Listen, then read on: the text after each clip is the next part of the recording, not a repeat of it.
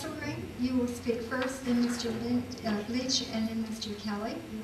New state laws require counties to take into account the availability of water before they permit new construction.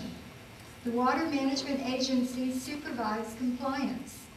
However, given the water management district's history of fueling development with our water, would the citizens be better served if the water management's authority were transferred to the Department of Community Affairs in Tallahassee?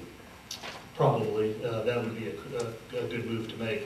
I know one of the things that we have done over the last number of years in the Commission is we are actually now requiring water consumption to be part of the permitting process when we're going through land use changes.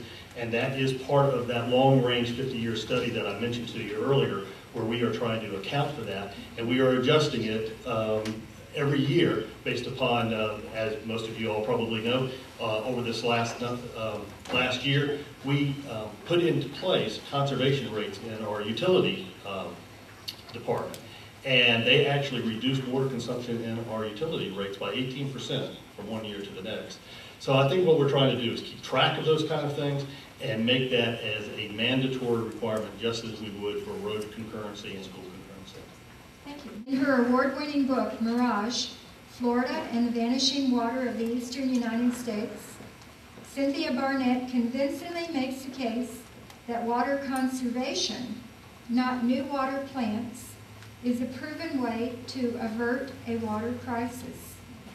Why then isn't Florida embarking on an effective water conservation program?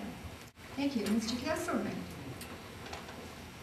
One of the things that we found when we were going through our RAM study is in Marion County, we were using approximately about 195 gallons per day per person in water use.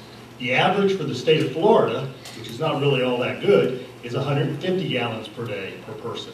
And if you actually take a look at a lot of municipalities that are under real water restrictions, they can get by at around 100 to 110 gallons per day per person.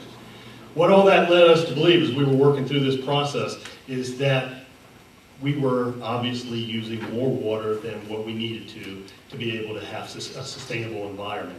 To give you an idea, using that 195 gallons per day per person, we were estimating that we were going to run out of being able to pump aquifer. We would pump more out of the aquifer than it would be replaced somewhere around 2013, 2015.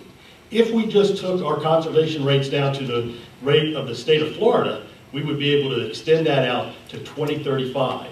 So that shows you how important doing proper conservation, having the right ordinances and the requirements in place so that we can preserve and conserve our water the proper ways. Thank That's you. not a minute. Yes,